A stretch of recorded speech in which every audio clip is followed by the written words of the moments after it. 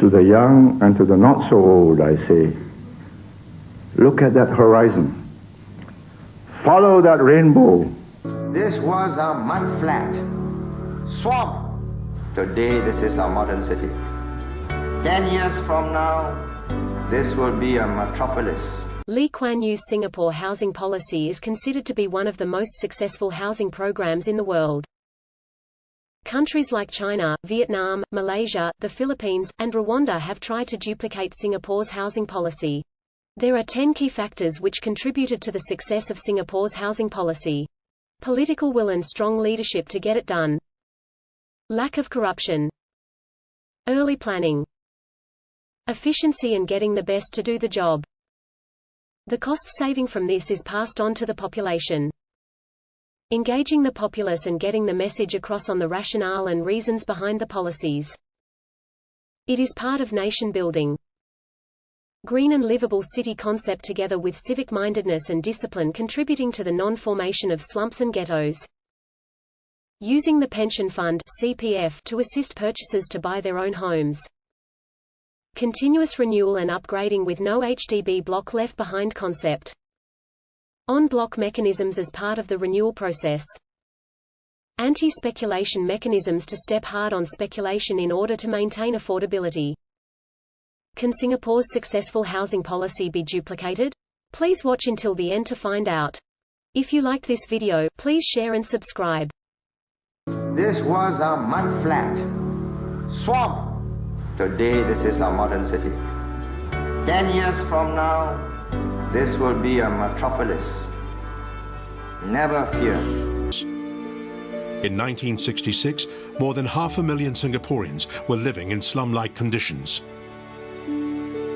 In order for Singapore to progress, Lee and his government introduced a world-renowned public housing scheme. HDB is a crucial organization that has made a difference to Singapore, the lives of its people, and differentiates Singapore from other cities. There's no homelessness. Everybody owns their own homes, and the value of the homes go up as development takes place.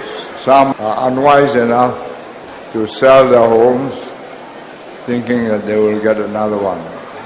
Then they find they can't, and they have to rent a flat.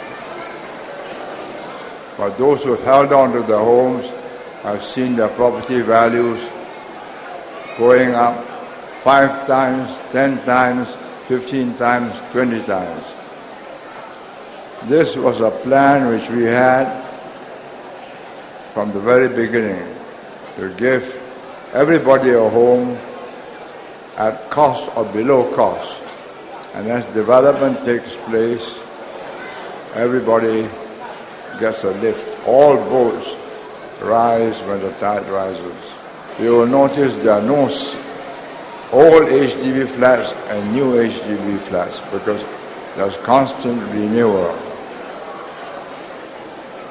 We do not allow any block to become decrepit and an eyesore. The next thing that differentiates us from other cities is our greenness. I started this campaign 50 years ago in the 1960s. I saw Hong Kong, concrete and tarmac, no trees, no grass, nothing. I decided we will not be like that. We became different, trees everywhere, open spaces with grass, children's playgrounds, and a clean and safe environment. Hong Kong, seeing us, have now planted trees, but there's not enough space between the buildings to be like Singapore. But we had planned it from the very beginning to give you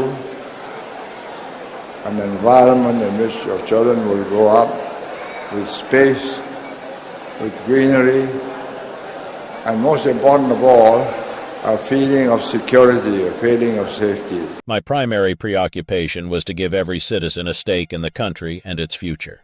I wanted a home-owning society. I've seen a lot of change, been through a lot of pain. Some things are not the same. To the young and to the not so old, I say, look at that horizon. Follow that rainbow. Go ride it. Not all will be rich. Quite a few will find a grain of gold. Dig it out. But all those who pursue that rainbow will have a joyous and exhilarating ride and some profit. Are you saying that it is wrong or foolish of 19-year-old Singaporeans to dream of owning private property or a car? I say no. But at our age, at 19, surely you'd look at the horizon and say, what is it in life that's worth doing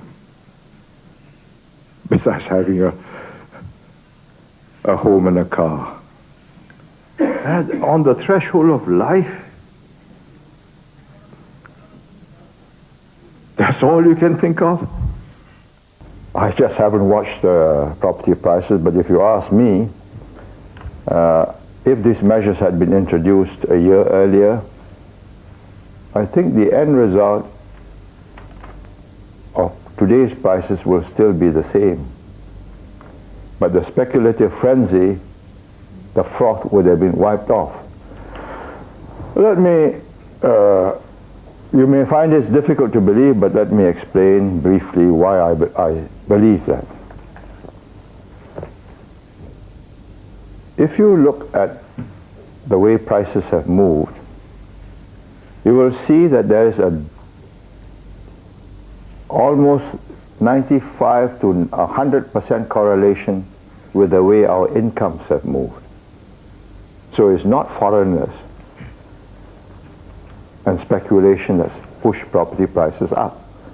It is because we have become richer as a people. Not just a few at the top, but everybody across the board. I mean, you can see it from the CPF figures.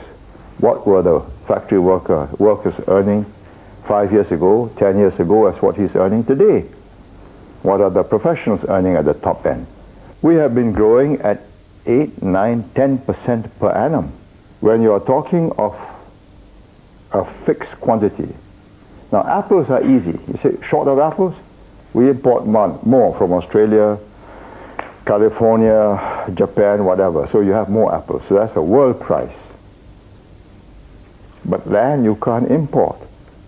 Every city faces the same problem. However big you are, you may be huge like Australia or like the US.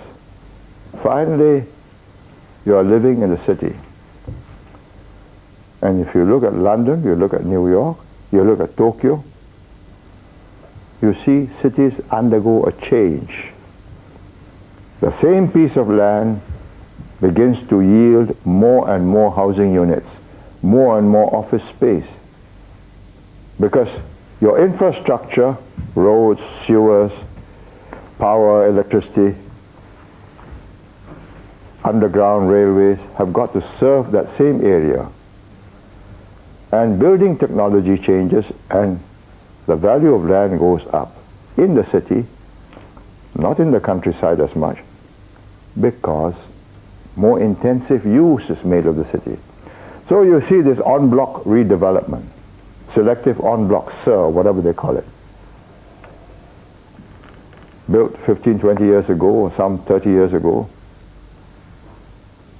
Low plot ratio.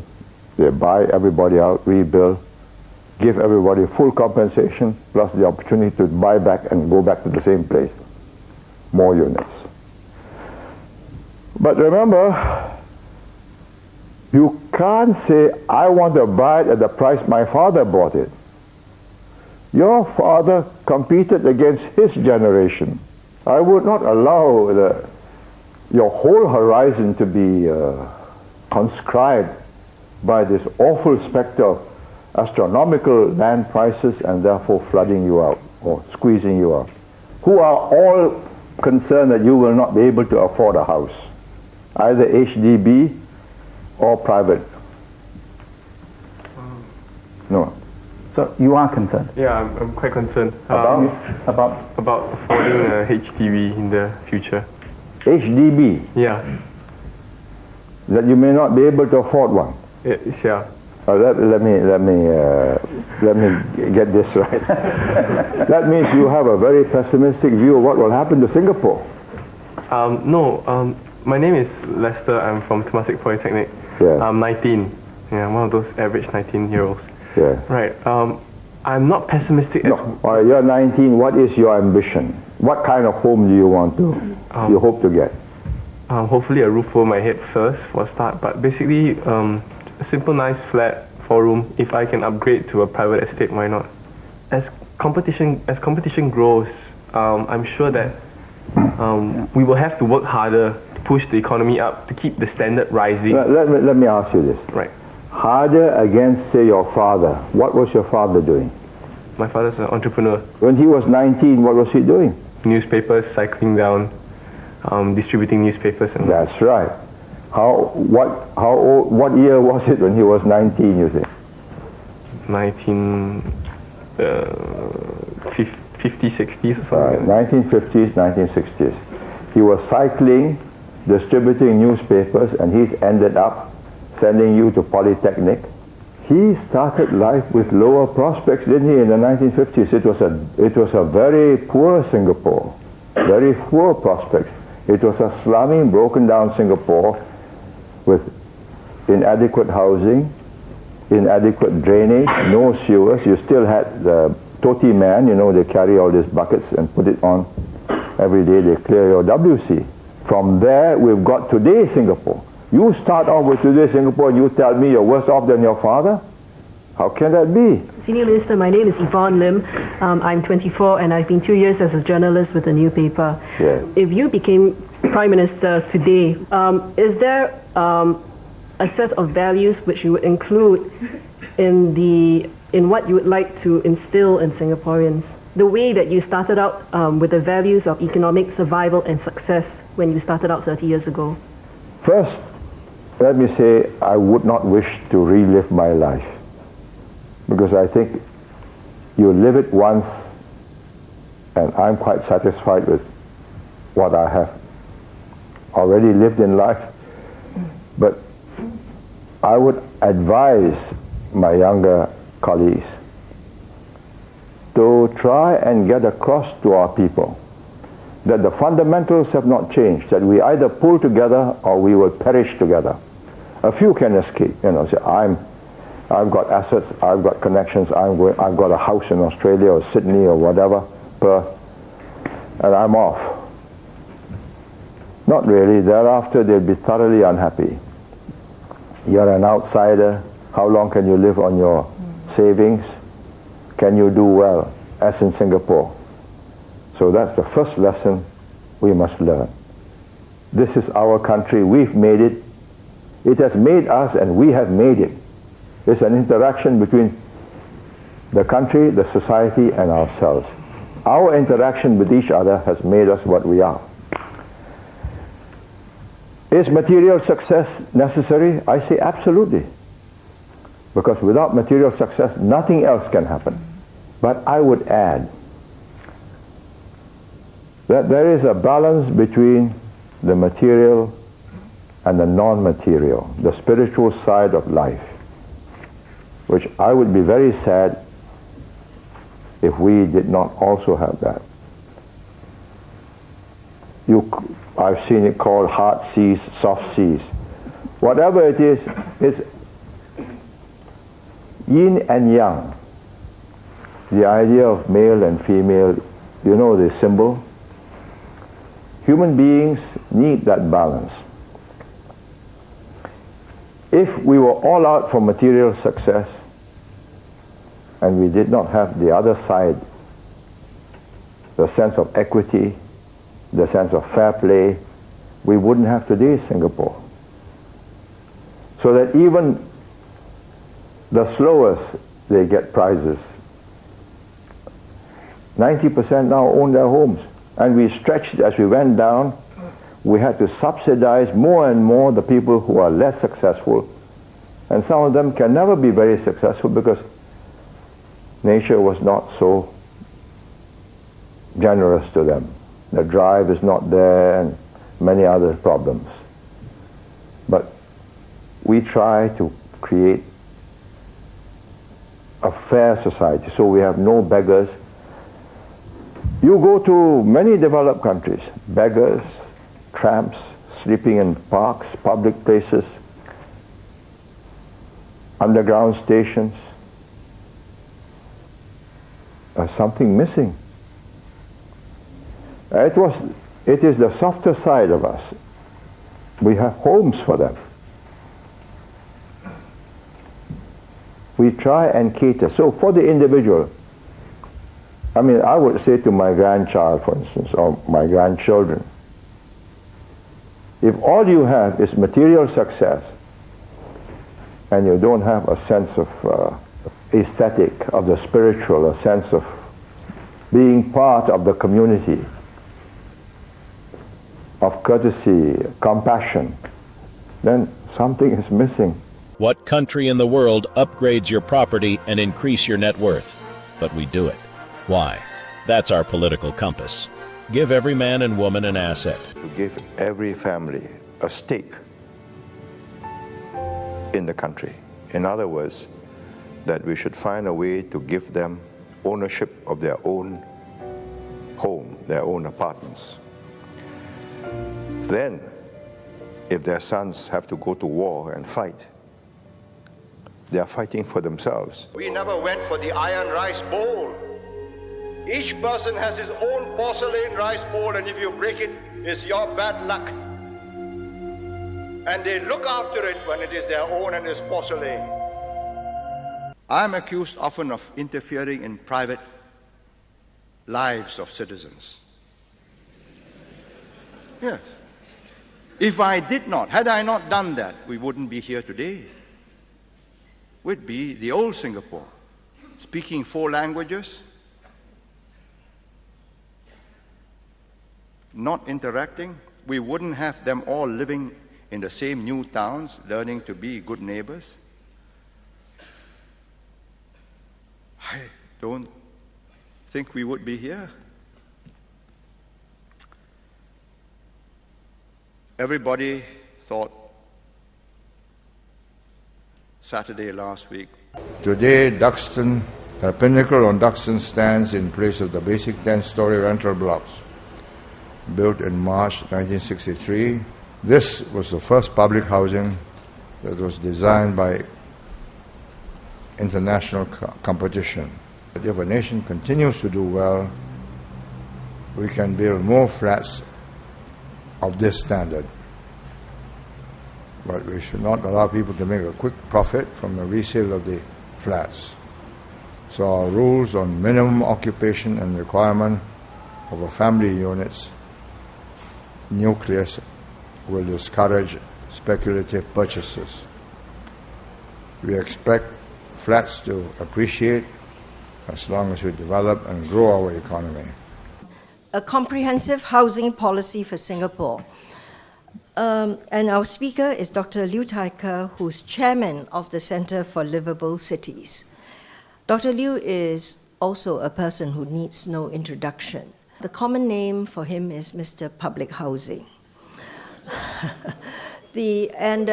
During Dr. Liu Tai-Ke's stint as the chief architect and head of the Housing Development Board, he built 500,000 units or 500,000 dwelling units. I don't know if you build them at 45 minutes per unit, but I think, Tai-Ke, we've got to thank you for a very good job done.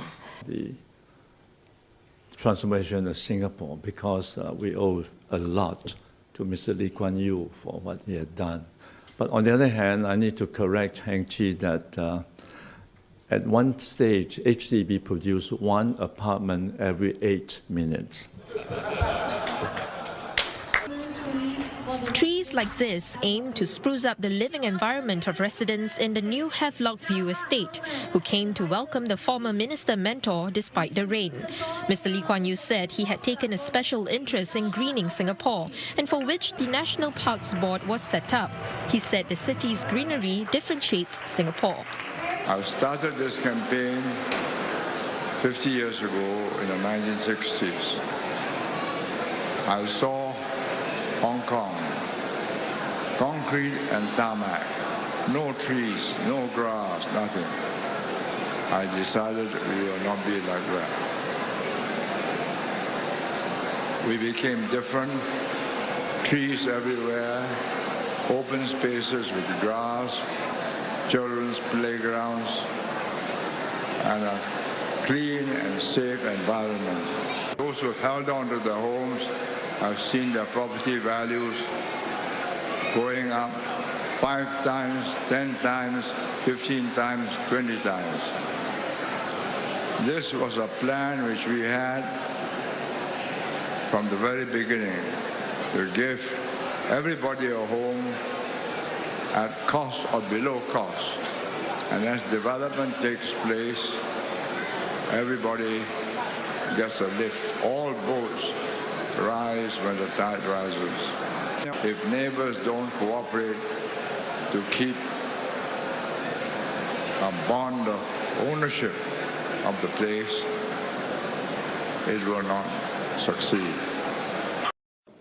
Singapore is one of the greenest and cleanest cities around the world, but in several respects we actually fall behind other Asian countries, such as in Japan, their energy efficiency, and Taiwan and Korea in terms of their recycling of waste.